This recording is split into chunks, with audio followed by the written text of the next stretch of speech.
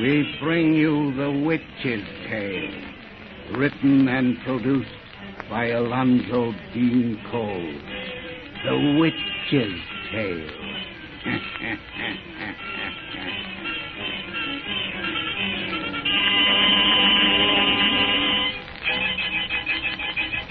It is our purpose in these programs to perform a double function by providing thrilling entertainment and also by bringing you important information in a brief message. Tonight's message may save you or other members of your family needless suffering from distressing pain. I refer to pains which you recognize as rheumatism or neuritis or discomfort in the kidneys and the back. Now, most of you know that for many years, wealthy people were sent to famous European mineral springs and came back reporting enthusiastically that the expense of the trip was well worthwhile. Those European mineral waters relieved them of the pains of rheumatism, neuritis, and kidney troubles, and renewed vital energy was reflected in their faces and in every step they took. Now, I've reminded you of this so that you will understand why Crucian salts relieves pains of rheumatism and similar ailments so quickly and effectively. You see, Crucian was developed to duplicate the therapeutic effects of those famous European springs. Crucian contains those elements in a balanced combination of 6 mineral health salts. Doctors know this remarkable Crucian formula, know that it is absolutely harmless and marvelously effective. That is why Crucian is prescribed by more doctors throughout the world than any other medicinal salts or crystals. If you are subject to rheumatism or neuritis or kindred ailments, let Crucian gently but surely rid you of the poisons which have secretly accumulated in your system, and you will be amazed at the result. For these poisons circulate through the bloodstream and set up an aggravated pain that gradually gets worse if it isn't properly relieved. Don't put up with it needlessly another day when your nearest drug counter has Crucian. That word Crucian, spelled K-R-U-S-C-H-E-N, has meant joy to millions of grateful people. In countless homes, it keeps happy folks free from acidity, free from acid-caused headaches, sour stomach, and flatulence, and free from the aches and pains of rheumatism, neuritis, and distressed kidneys. As your doctor will confirm, all these troubles can be related to each other. So tomorrow, join the millions who keep themselves feeling fit and looking fit due to Crucian. Learn for yourself what it means to always have that Crucian feeling. And now for our visit to old Nancy and her wise black cat.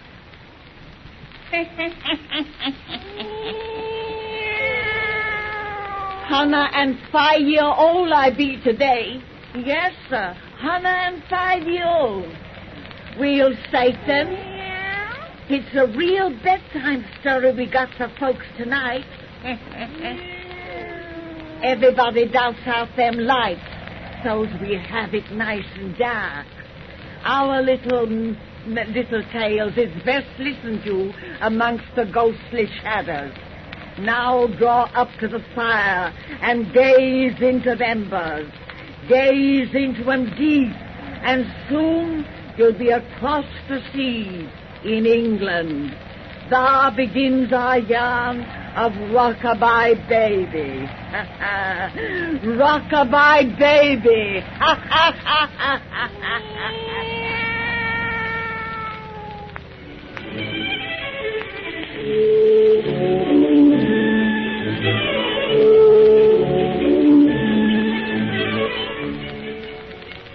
Mr. Melvin, you don't honestly believe what you just said. Oh, yes, my dear fellow. There's a room in the east tower of this old mansion which is positively haunted. Mrs. Beckett, he's just fooling, isn't he? No, indeed, Mrs. Christie.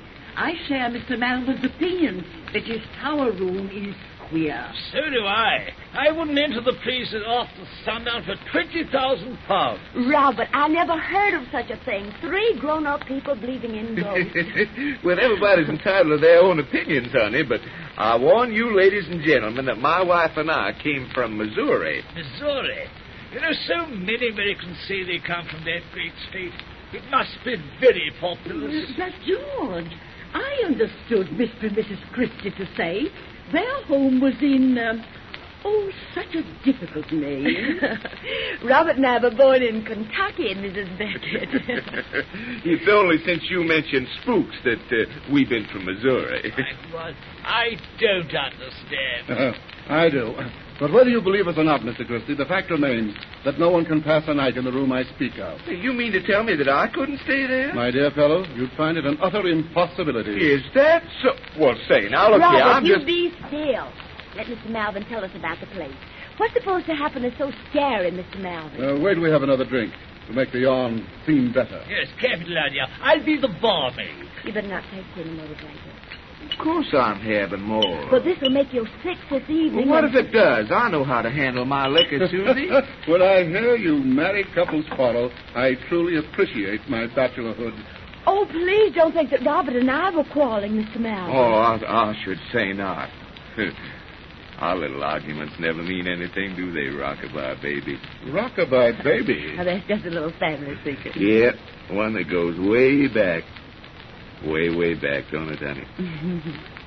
But now, Mr. Malvin, suppose you tell us what awful things happen in that haunted room of yours. Yeah, just what sort of a person is your family ghost? Well, it's the uneasy spirit of an ancestor of mine. His portrait hangs here upon his wall. That old gentleman in the red suit? Robert, he looks just like pictures of Sir Walter Raleigh. He lived in the same age, and like Raleigh, he died by the headsman's axe. His head was chopped off? Yes, he went to the block for murder.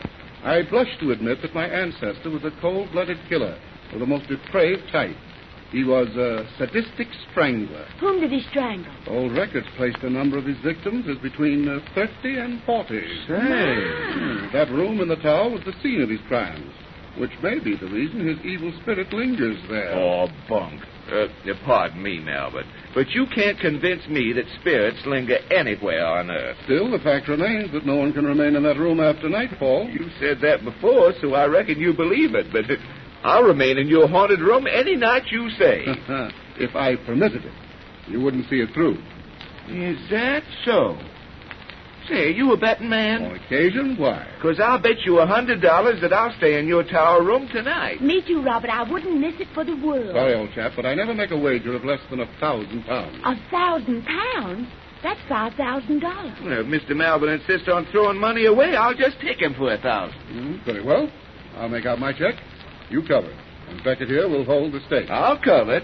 Where's the fountain pen? Oh, you can use mine, old chap. The terms are that you will remain in that room from midnight until sunrise. If you fail, your wager is forfeit. And when we come down cheerfully to a late breakfast, you forfeit yours. Exactly. Here's my check, Beckett. Here's mine. Right now. It's nearly midnight now. Take us to your tower, Mr. Malvin. I'm just dying to see the place. Very well. Well, there's no electricity in the room, but you'll have plenty of candles and be quite comfortable. At first. Oh, do you carry a pistol, Christie? A pistol? What would Robert be toting a pistol? Since you have none, I'll lend you one of mine.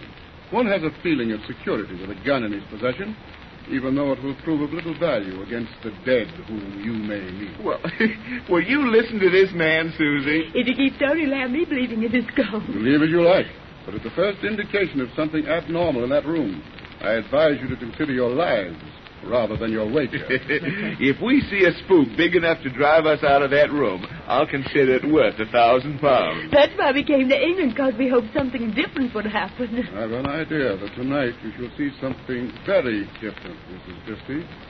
I'm quite positive that you shall.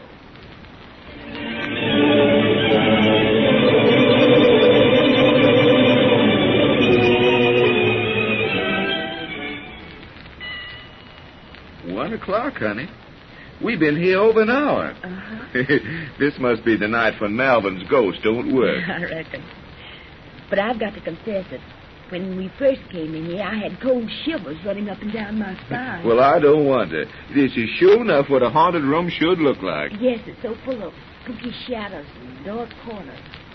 You know, I'm not scared of anything, but I'm awfully glad we have so many cows here. It wouldn't be very cheerful without him, that's a fact. You know, to folks who are the least bit superstitious, all that talk that Malvin handed out and the appearance of this old room, well, their imaginations might get working so they'd be scared to death. Yes, imaginations are powerful things. Oh, what's that? I don't know. Oh, I see. Honey, it's just an old loose shutter banging against the window. Look. It startled me. Pretty old room, this, isn't it? I mean, if you let your imagination get going. No danger you and me doing that. Well, I should say there isn't. Only, Robert, what do you think makes Mr. Malvin so sure that something's going to happen here tonight?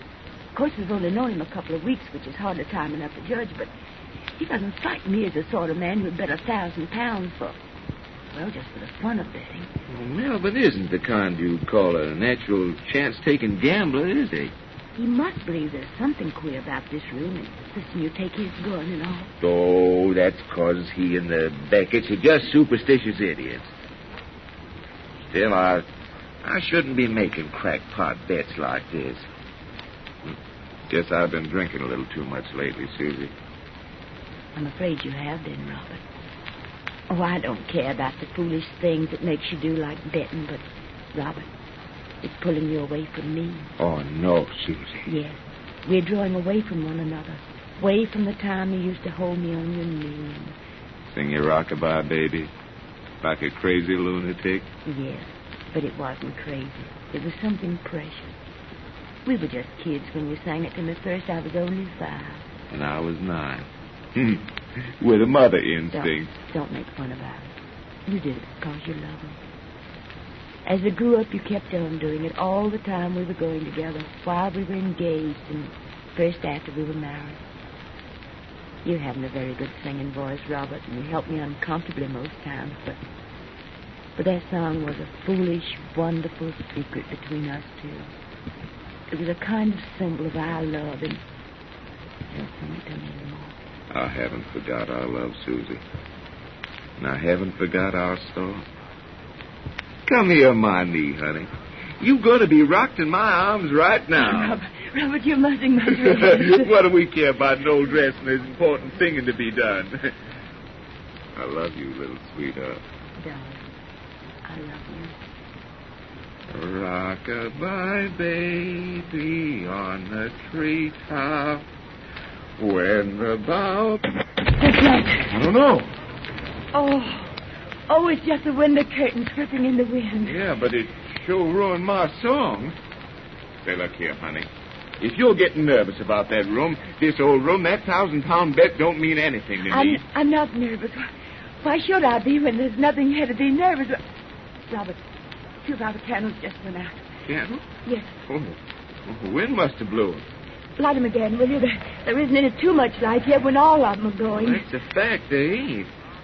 Say, Mr. Beckett borrowed my matches and forgot to give them back. Take one of the candles that's going and relight the others for me. That's an idea.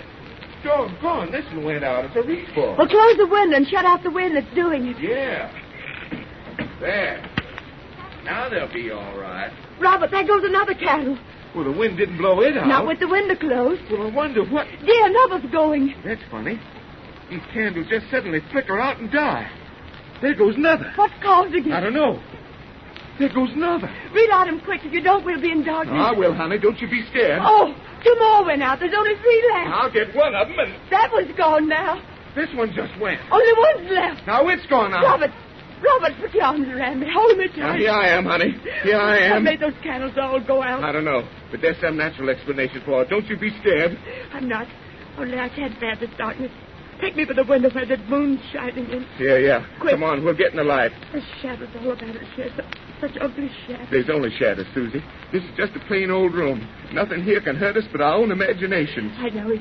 It isn't possible that old murderer who lost his head for strangling folks will come back here from the grave. Of course it's not. Imagination is all the ghosts are made of. Yes. Imagination. Just imagination. Sounds like footsteps. They're in this room. No, it can't be. We'd have heard the door open. There's only one door to this room. Something shadow don't have to come through doors. No, honey, no. Don't say such thing. Robert, look! It's just a shadow. No, it's a man without a head. Whoever you are, keep back. I have a gun. I'll fill you full of lead. It's moving towards us. Shoot! Don't let it touch us. Woman, don't stop it. It's a dead. Come back to Earth. It's reaching out its arms. It's strangling hands. Well, I'll throw. No! No!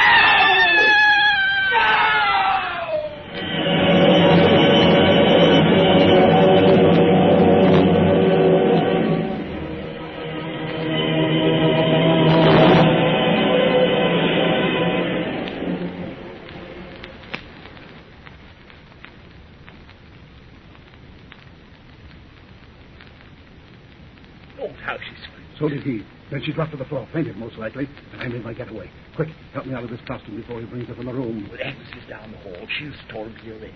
Oh, what a cushy game this is. A secret passage to that room, candles with prepared wicks, and your ghastly headless makeup. Not forgetting the way I built the story up. Any fool who bet he's not afraid of ghosts, and the gun with tampered cartridges made him sure it was the dead they shot at. Besides ensuring me they'd use no weapons of their own. I told you this was the greatest easy money scheme I ever had. It certainly appears so. And this is only the first time we've worked it. With all the silly chumps there are in London, we'll soon make a fortune at it. I'm all right now. Hide that costume in the cupboard. Right-o. Hurry. Agnes can't stall in the hall much longer. Well, I'm with you now. Open the door. Well, there's Agnes. George, she's alone. What? Christy's aunt with her? No. Agnes. Haven't they come out yet? No. And there hasn't been a sound from that room since they screamed. I told you this scheme was too fantastic to succeed. You frightened them, all right. But then their common sense returned. And now they're in there laughing at us. I won't believe that. They were terrified. Then why haven't they come out? What's that? What? Listen. It's Christy's voice. He's singing. Yes, rockabye baby. A lullaby to let us know your ghost won't spoil his beauty sleep. You terrified him? Oh, Be still. There's something queer about that song. What do you mean? that singing is queer. I'm going to find out why. Keep away from that door, you fool. No. There's something wrong in that room. Give me that candle, Agnes. Come on. George, he acts as though he doesn't see us. And his wife lies so still in his arms. Oh, God. I think she's dead.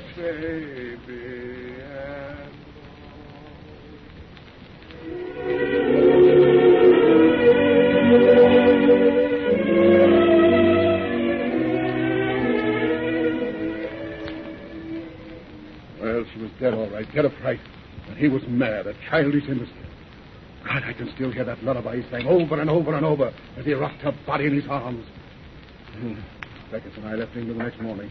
I've been here in Paris ever since. 5 years. The Beckett was dead, you say? Yes, train reckon tells you. 6 months after the Christie thing happened. Unfortunate. Unfortunately, it didn't happen sooner. Before Judge got drunk and blabbed the story. Never been known otherwise. That's how you came to hear of it, I suppose. Indirectly, yes. But it's only recently I learned that you were Melvin. I had to change my name. Christie's relatives were looking for me. People from his part of the states go in for vendetta, like the crossing in Banditti, I've heard. But since you're an American, you probably know more about Kentuckians than I do. But I know their reputations. Christie himself is dead now. Yes, I saw it in the papers. Died singing Rockabye Baby, I suppose. Oh, let's not talk about it anymore. I wouldn't mention the thing, only you sort of drag it from me. You shouldn't mind discussing anything with me. I don't. I trust you. You're my kind, a wise one, an easy money schemer. The only bit of luck I've had in the past 5 years was meeting you. Luck for me as well. To meet such a clever, imaginative fellow who can use his wits to get what fools must work for. Joan, will you marry me? Marry you? Yes, I'm mad about you. We'd make a great team with your looks and my experience. The easy money would just roll in. Oh, Melvin, this is so sudden. Oh, I don't blame you for laughing. I forgot I'm wearing shabby, worn-out clothes, and I'm down and out. I had been. On my word, I don't know why you even sit and talk with me in such a public place as this cafe. If you can get back your nerve, you won't be a has-been any longer. My nerve? Yes. The Christie thing broke you. You've admitted since that night in England, you haven't had a bit of luck. It isn't luck that's been against you, but your mind.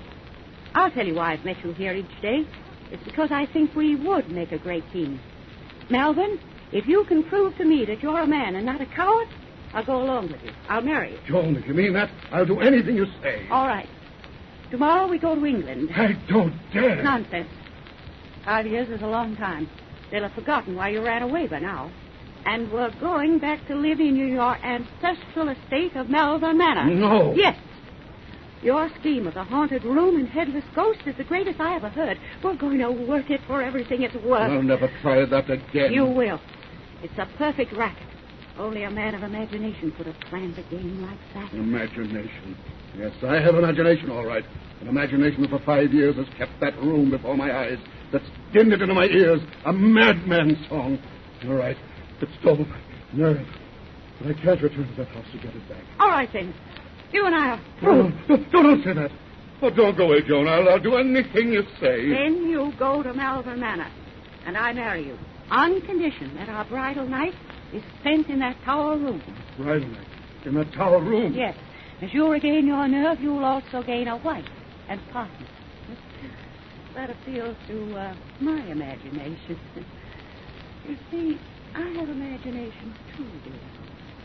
It's a great thing in our life.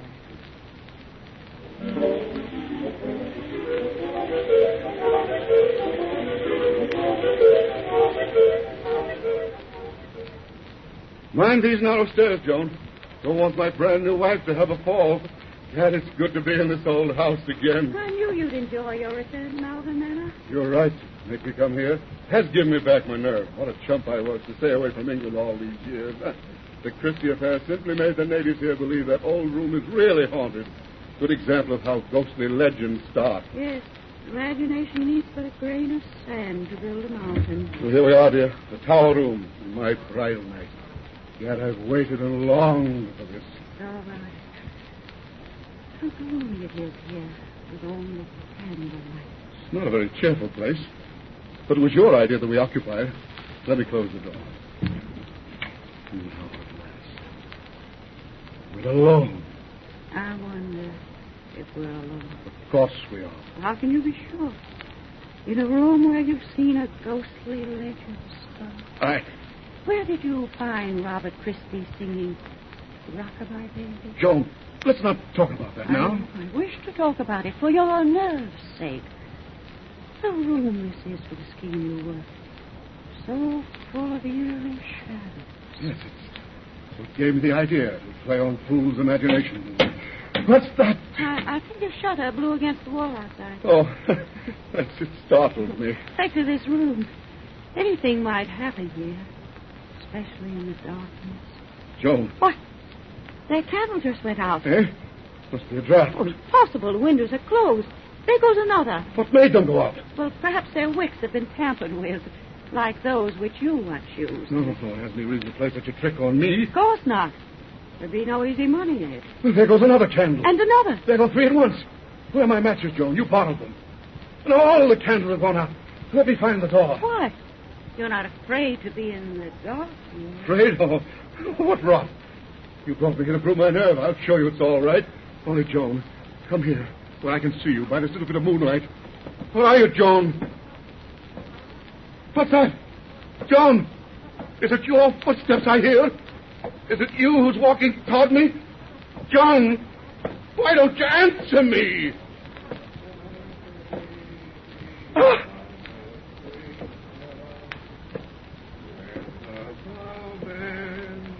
Christie's here! I see him in the moonlight! Christie! Risen from the dead! Ah! That's what I brought you here to see, Malvern. To see and hear the walking dead. Now you know the terror he and Susie knew. It's Robert Christie's sister whom you married, Malvern. 5 years I've searched for you until I found you to bring the only justice that would fit your crime. Cower against that wall and stare at him in fear. Oh, Robert's still alive. I can't command the dead, or Susie would be with him. But you know the power of imagination now. Look at him, alive. A helpless, harmless madman whose only lucid moments are memories of horror. He and his physician have been hidden in this house for days, waiting for you to come here on your bridal night. Your bridal night. I promised you a wife and partner. Your wife is fear, your partner death. So now I'm going to kill you. Turn your eyes from Robert and look into this gun. Turn your eyes and look upon it as I fire it at your heart. Say something. Look at me before I shoot. Look at me, I say. Melvin! Is that you, Doctor? Yes, that's it. Oh, wait. It's Christie. I've come to tell you. Oh, never mind. Come in and bring that candle. All I want you to tell me is, what's the matter with this man? Here he is, leaning against this wall. Look at me, Melvin. Doctor, he fell as I touched him. This man is dead. That gun in your hand, did you? No. Oh, no, I didn't kill him. By the fright. Susie did. Imagination. Imagination. Miss Christie, you're hysterical. You've got to pull yourself together. I don't know what's happened in this room tonight, but it's still another shock that you spare. Shock? Yes, your brother. My brother? Where did Robert go? He was with me here just before I let you in. He was with you here? Of course. You sent him as I told you to. Up that secret passageway when I pressed the signal button. But I couldn't send you. Before your signal came, your brother's heart stopped beating. My brother... Robert died 10 minutes ago. You knew his condition. His heart just stopped. That's what I came up to tell you. But I tell you, my brother was here. Doctor.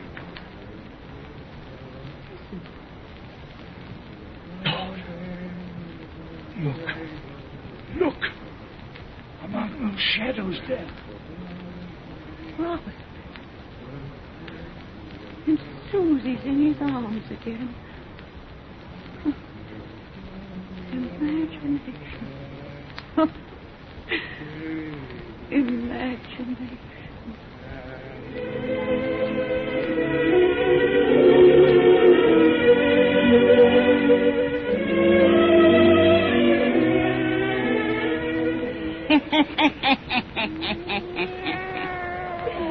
You never can tell about imagination, Satan. You never can tell why it begins or why it ends. Now, you folks sit still a minute, and we'll come back and tell you about the cheerful little yarn we've got for you next week.